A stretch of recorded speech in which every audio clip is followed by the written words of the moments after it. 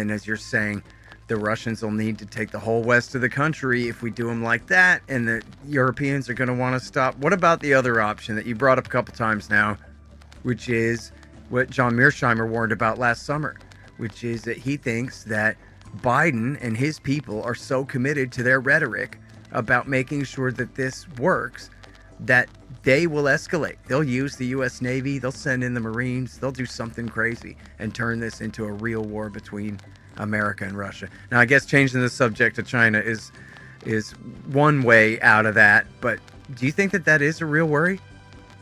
Well, I don't know what the Marines would do. They're pretty light, other than go if they were to enter the current theater of war, they'd be killed. They're not the U.S. Army. They don't have massive quantities of armor. In fact, the U.S. Army isn't the U.S. Army anymore. I think we'd be lucky to get 50,000 combat troops on the ground for any length of time out of this army of, 450,000, 460,000? We just don't have that many people in the combat units with the right equipment.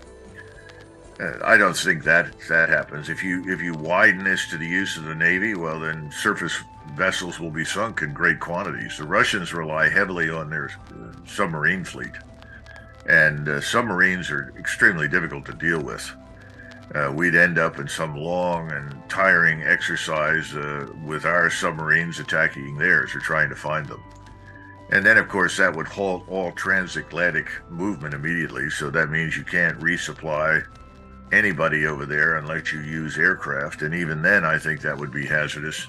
The Russians may decide to shoot everything down that comes across the Atlantic. I'm not sure that's true.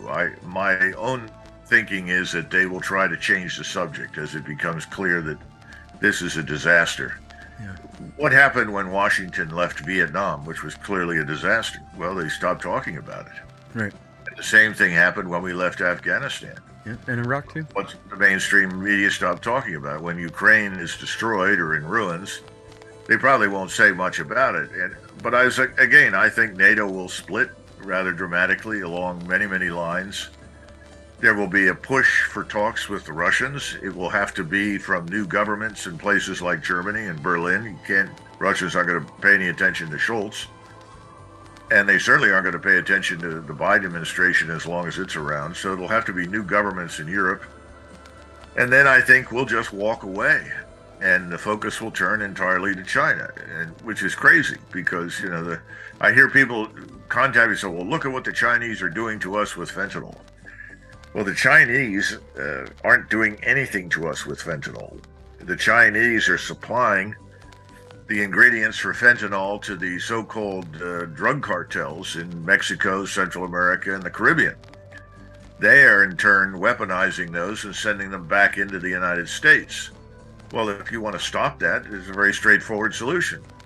You secure your border. You secure your ports. You control immigration. Somebody told me recently over in DHS, Doug, 20,000 Russians entered the United States last year. Okay, where are they?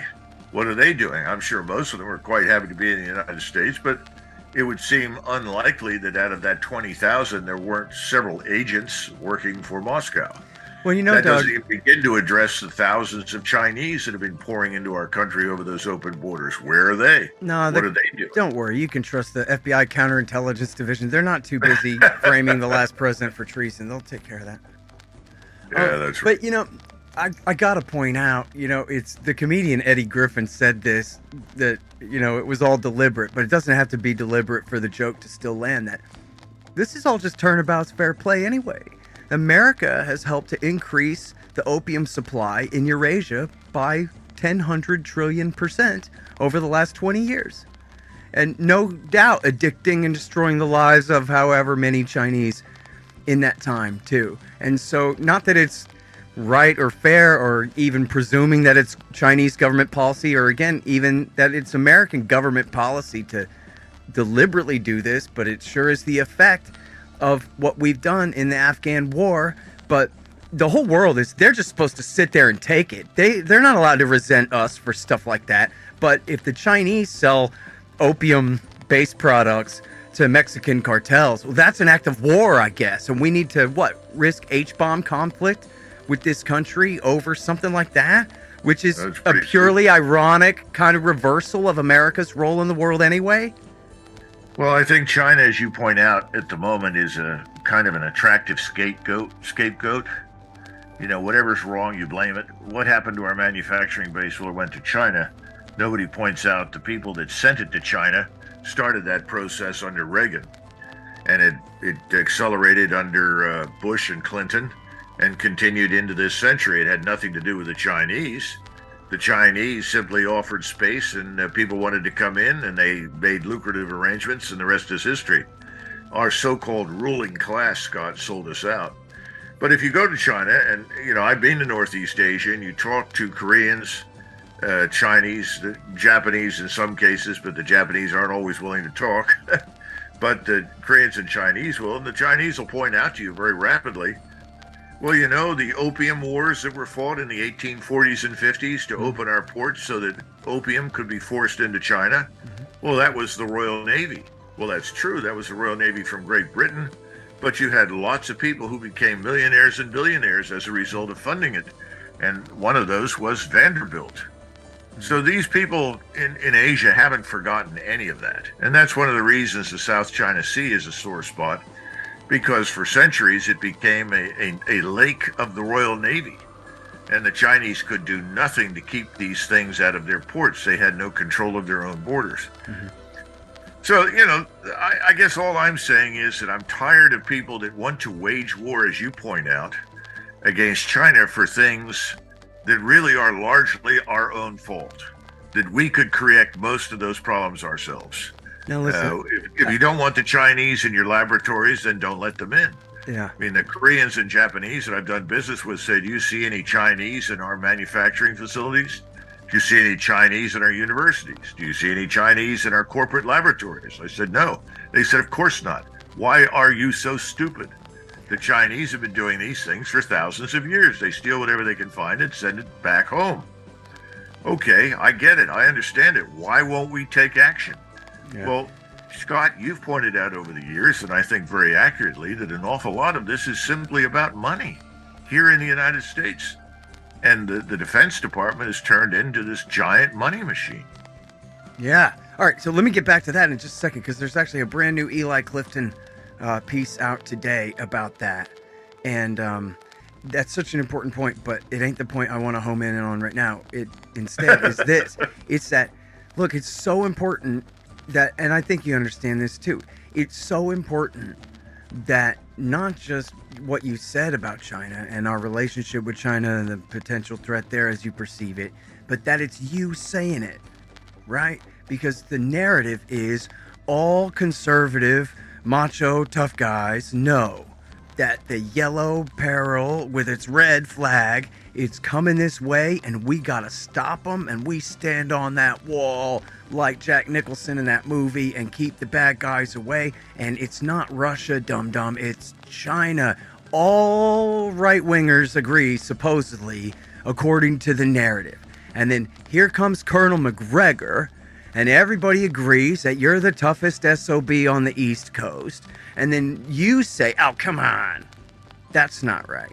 And that, in social psychology, is everything. I'm convinced, because I studied it for a couple of months in junior college. And what is important is that people know that it's okay for them to not have to believe in that narrative.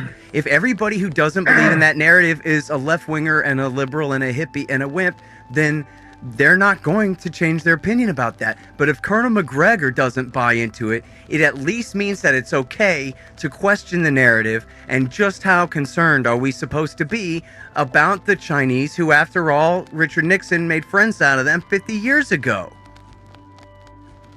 Well, let's hope you're right. I'm not sure I'm quite that influential, Scott. Well, keep it up. But clearly, China looks more and more like a scapegoat. And that's a war we don't need to fight, that doesn't need to happen, and can easily be avoided.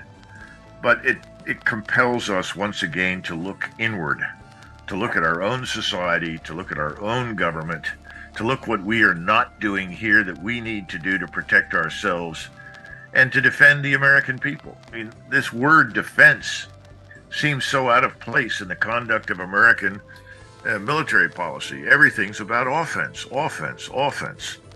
I don't hear anything about defense. And quite frankly, we live in a very different world today from what existed 50, 60, 70, 80 years ago. And we need to defend the country. Mm-hmm. That's different from intervening in the affairs of eastern Ukraine in a war that we hope will destroy Russia.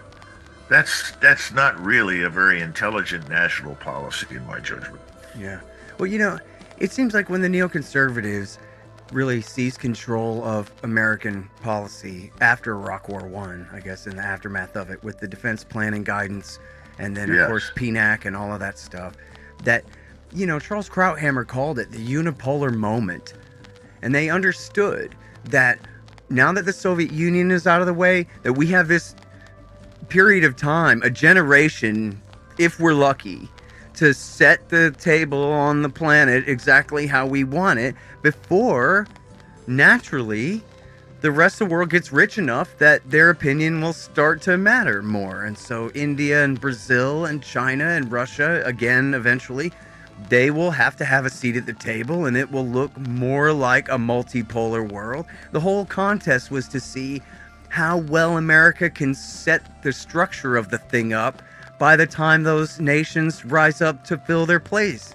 Now it's a generation later, 30 years later, but the Americans can't accept that what they thought was going to happen happened. The time went on and those other countries got richer and more powerful, and now their opinion matters a little bit. China's not taking over the world like they say on Fox News. It's just rising up to take its place at the table where America was taking up, 6 of the 10 seats or whatever it is, if I'm making sloppy metaphors. But so the point is, though, that why can't they remember that it only ever was to be a unipolar moment, that this is just the middle part of North America, that we cannot, now, never mind may not, we cannot be the dominant power in Eurasia forever. It just can't work. It doesn't work. Well, I don't disagree with you. Obviously, I think you're right. But the problem is the neocons in particular believe in this notion, I think, of perpetual revolution, and that America should be its instrument.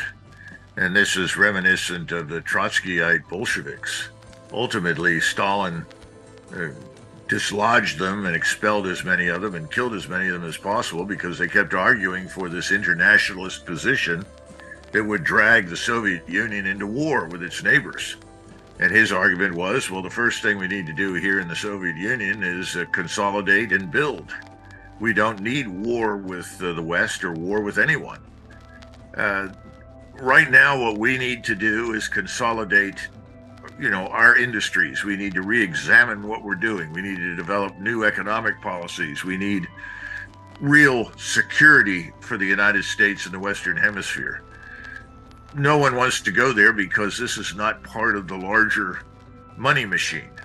Well, that money machine needs to stop. And the only way to stop it, I'm afraid, is probably with some measure of bankruptcy. And I think our economic or financial system is about to tip over.